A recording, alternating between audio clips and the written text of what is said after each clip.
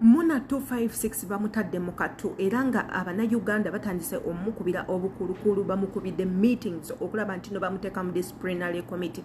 Muno ono tujjukire nti nno y'omu ku bana abawala abazimbye careers zaabwe from nowhere to somewhere, n'azimba from crash n'atuuka wa waayagala. She has some good numbers of people abamufollowinga ku platforms ze zonna ez'enjawulo era nga Abannayuganda bangi nnyo ababadde bamukkirizamu. So I agree, Omunnayuganda wava n'agamba nti no ali so disappointed Mumuna kubanga ekintu kyali amusuubiramu si kyamufunyeemu, wabula Abannayuganda bagambye tetugenda kukkiriza busiru bwo, tetugenda kukkiriza tusiruwaza, tetugenda kukkiriza bwonoonefu bwo, tugenda kubanga tukuteeka ojogwa wano. Ngenda baterawo akatambi wabula enegenda kubeera warning. Omwana omuto yenna akatambi kano nkusaba tokabikula, ow'omutima omubi akatambi kano tokabikula, ow'omutima omunafu akatambi kano tokabikula. Bw'oba onyiiga mangu akatambi kaneeno kaleke kubanga ebigambo byonna ebiri mu katambi kwano bya buwemu, bya kintu kikulu, bigambo bya buseegu.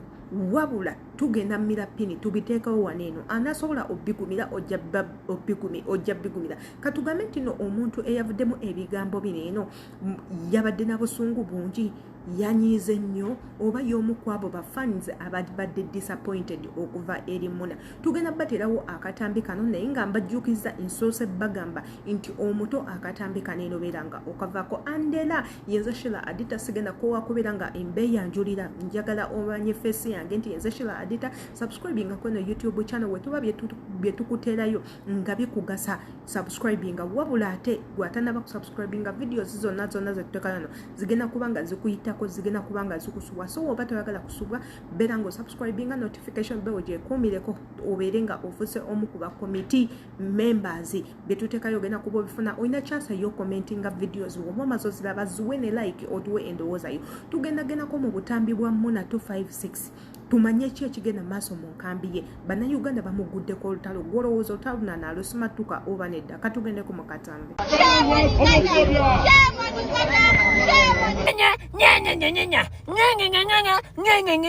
Abambe ekimwa alinga nga awuuta amazi, bw'ojja obwongo bwe babuddukanamu nga bakamuzaala. Alebeza ogulimi bw'ojja alinga gano agabiza agalundugga emmana y'embizi erunduzewe naye mu nsiko. Bannange wantama sikuwagala, siri kuwagala, saakwagalira okuva lwe wajja ku TikTok olunaku lwe nakusanga ku TikTok. Kakaziggo wantama siri kuwagala n'obulamu bwange bwonna. N'olw'ensonga eyo ekigambo gather kijja mu toyi y'akamwako. Bw'obanga oyogera ebigambo ebimu, ebigambo nga by'omanyi bye ntera okukozesa, bye nareservinga, bye nagazetinga, mukwano byesonyiwe. Another thing, bw'oba oyogera oluzungu teweefuula abazungu mukwano. Be yourself. Lekera okufakinga accent. Banange singa omanyi bw'oyogera oyogeranga bino ebibizi ebirunduga bineeno nga omanyi ebibizi nga byagala okwezina nga byagala okwerinnyira bw'obeera. Wenna figayo ekulinga omulambo gw'emmese, wenna tewayawula. Wenna feesi ekulinga amanyuma ge bamaze okumaliramu nga gabaddemu n'amazzi. Wenna amaaso go gakulinga ng'ebbwa ly'emmana. Wenna amayindo gakugegedde gakugaziye, oyasama bwasamika totonya butonya masira. Bw'oyasama omuntu agamba bannange maama nnyabo eno ennyuma y'embizi evuddewa. Mukwano wandibadde toddamu kwogera, toddamu twasamira, toddamu kutunanaagirirako. Onanaagiranga gwe bamalidde mu bulago. Wenna oyasama obologa ovevenga kiki bana abadde akola ki mumuwulidde nya asikina gwe munyo simanyanga munyo ye munyo Muna ye munyo gogo munyo ogwo gwakuleeguuka ogwo ne gukulumduga ne gukuzimba nja gufumitamu olukatu. Banaye siri kwagala oswaza kafutyanka obunyuma nnyini kagira obunyuma bukalingwanga obwaddole konna kalinga byo mukalu bwe kagaziye ekimwa ogamba bannange onawuuta amaze avuddewa konna katambula kanyampulukuka bw'ojja bannaye guno omukago omukazi gubadde ki. Wenna owunya bubi ofaanana bubi bakupama bupami nnyoko bwe yakuzaala yakuddukana ne mbwongo gwe masira katunulanga tampeko y'amasira kalinganga omusaayi guno oguva mu kibada kaleeguula obumanamana bunene obutenkana alega obufuli obwa kwota gwolega obukwota bwa fuli obukwota bwa fuli bagenda bukyusakyusa nno babumaliremu emirundi emika alega omusino omutono kalinganga n'obunege bwange otunulanga n'omukira gwa kalosi mbizi mazi matako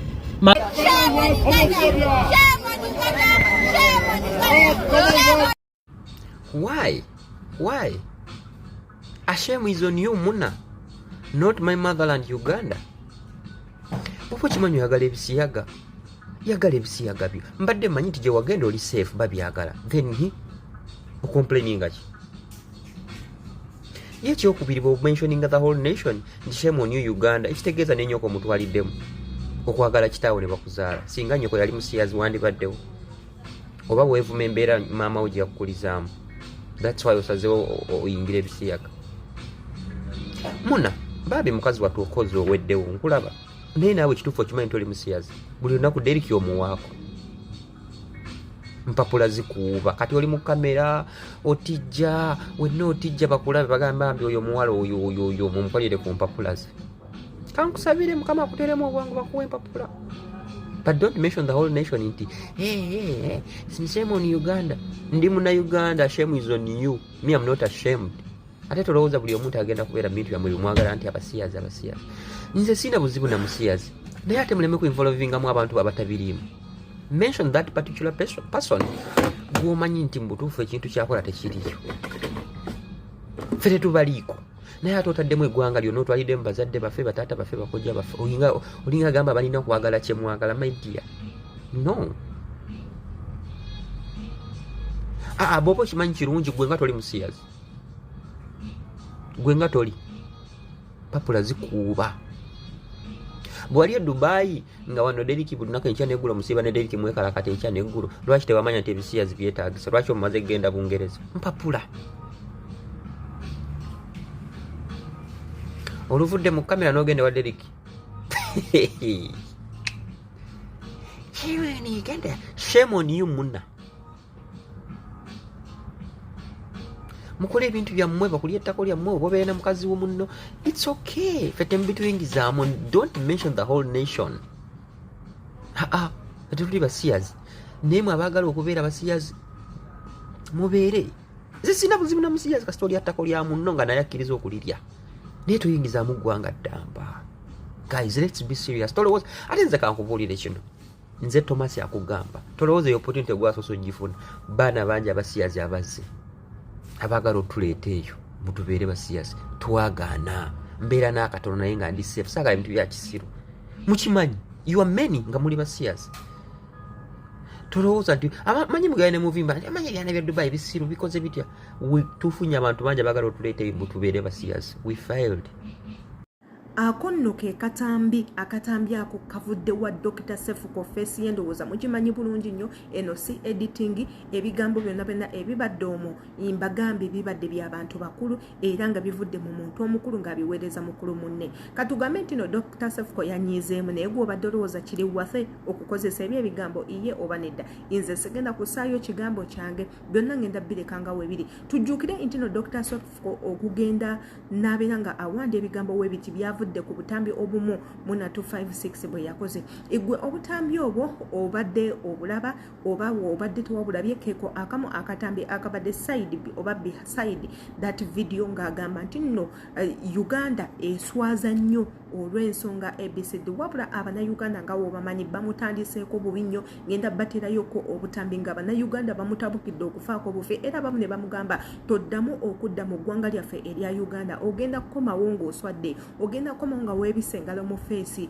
oli mwana muto lwaki okola ebintu ABCD obutambi obwo nabwo ngenda bubatereyo nze nabagamba siri mulyanza amaanya njagala mbagambe ever with the evidence imbatereyoko obutambi mwerabireko nammwe muwulire muleme gamba nti no bino bigambo byange wabula nga ate nze personally nga adita nabagamba nze I have no right to judge anyone olw'ensonga simanyi biki bigenda mu bulamu bwabwe. I don't know ekiba kyakuleetedde okola ekintu ekyo. Of course ffenna tukimanyi nti no ebisiyaga kintu kya buswa kiswavu nnyo, ebisiyaga kintu kibi nnyo, ebisiyaga tekisaana kwogerebwako, tumanye ebizibu ebirimu. Kambagambeko ku bizibu ebitono, omuli w'ebisiyaga by'osobola ofeesinga naddala eri abaana abalenzi, osobola okufuna anyo kansa w'emabega ow'omukabina, osobola okufuna kansa w'ebyenda, ogenda funa kansa w'emimiro. Lwansonga bano abaana beekomberera, olinakwata olulimi naluteeka mu kabina ka munne. Imagine oyoola obukyafu obutadde mu bulago, ogenda funa mouth cancer, gullet cancer n'ebintuntu ebirala. Ojja kulwala endwadde, osobola n'okufuna kansa w'omu lubuto.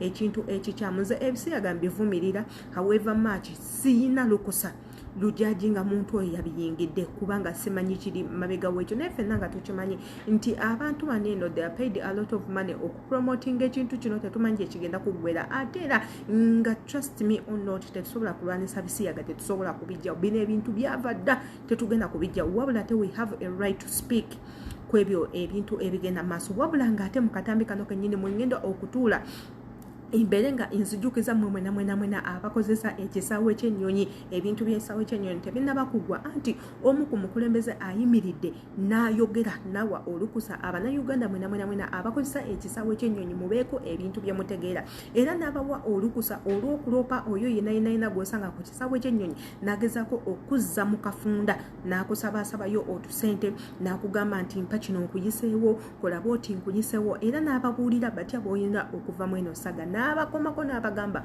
gwe wena anaakwatibwa nga owaayo ssente gw'ogenda okusooka okuggulwako omusango lwa nsonga owaddeyo ssente okupromotinga ebintu by'ekibbi, ebintu by'ekibbi n'enguzi ku kisaawe kino, ate ebintu bye baaganye. Ngenda kubanga imbatwalako mu katambi omukyalo ono mumwewulirireko ng'ayogera emisango gye mugenda okufeesinga mmwe abakola ekintu kino. Teekako n'oyo gw'okikoze nakyo, ate era tukomye omwaka akatambi kennyini ngenda baterawo n'akamwana muwala Fifida Queen ng'abagamba bannange ebintu by'ekisaawe byakyuseemu. Katugendeko mu obutambi, muleme kugamba nti nonsaze bigambo. Obutambi we buli katubuteekeko, kyolina okola subscribinga, likinga, commentinga, twekumireko, kwata ku notification ku notification bell nange shila adita imbeera wonyo. Katugendeko mu butambi. There is no charge you're supposed to pay at the airport as long as you bought an air ticket. And let me tell you, the best way to get these people apprehended is by you making even a lot of noise. The next person will be able to catch up with you and see what they can do. The only money that you can pay at the airport, and not to an individual but to the bank, is the customs in case you come with some goods that you need to declare. So please don't promote corruption by accepting to pass money under, and you know, it is your entitlement to travel. And all the taxes are paid on your ticket. Yes. So which money are you paying at the airport? Airport clearance. There's no airport clearance. I was in that airport for more than 15 years. They said airport clearance. It is all Kiki muwulidde ne kye mutawulidde nsobola okubeera nga embaddiramu obuno obutambi buvudde bw'oyo omukyala omu ku bakungu mu ggwanga lyaffe erya Uganda awoninze Abannayuganda mwena abakwata ssente ne muziwaayo nti babayiseewo, era n'abagamba bw'obanga olina pasipoti y'omu ngalo ne tiketi by'ebintu byokka bye weetaaga okubanga okozesa ekisaawe ky'ennyonyi, era n'abagamba ssente zokka ezirina okukusabibwa ku kisaawe ky'ennyonyi eri mmwe mwena abajja ne kagozi ng'olina ebintu oyina okubisasulira. If at all ebintu ebyo nga bi exceedinze omuwendo gw'ebintu ebirina okuyita ku kisaawe ky'ennyonyi ogenda kubanga obisasulira. Era n'abagamba kikyoyina okukola omuntu bw'abazze ng'akusaba ssente, jjukira okuwaayo enguzi munnange ogunno musango obanga apromotinze corruption, ekintu ekikyamu, ate n'oyo agikusabye y'omu ku abo abayimirizaawo corruption mu ggwanga lyaffe Uganda, n'ogwo guba musango. Osobola okwekubira enduulu nga oyita ku mitimbagano gy'ekisaawe gyennyini n'oloopa okuva ku kisaawe, osobola okugenda ku poliisi ekuli ekumpi n'oloopa, oba n'abawa n'olukusa olukwata omuntu oyo katambi ng'akugamba ebintu ebyo byonna musobola okuba nga muyambibwa. Kandowooze nti this video has been useful. Bw'oba ogisanze ngeri useful, ky'olina okukola commenting awo tumanye ki kyolowooza ku butambi nga bwe buti, ziliking videos osobola ozisharinga, naye ate ng'ekisinga amakulu okusubscribinga kyamakulu nnyo, notification bell togyerabira. Nange Shila Adita imbeerawo obatuusaako updates, ngenda kuba nzibatuusaako buli lunaku abali e Saudi Arabia. Kino mukikole nnyo channel eno mugyekumireko abali e Bulaaya ku kyeyo mubeereyo nnyo namwe waka wammwe tumuteekawo eva twagala okutambulira ku mutindo gwe gumu n'ogwaffe bw'obeera ku channels n'eno bwezi tuteekayo ebintu ebyenjawulo so kibeera beta nojja n'otwekumirako n'oyiga ebintu ebipya n'omanya ki ekitambula mu maaso mu nsi ki ekigenda mu maaso n'omanya ki ky'olina okuzaako n'ekyotalina kuzaako nga weeyambisa ebintu bye tuteekayo si buli tuteeka nti olina okigoberera naye ebikuyamba by'oba okozesa yense Shila Adita imbagala nnyo.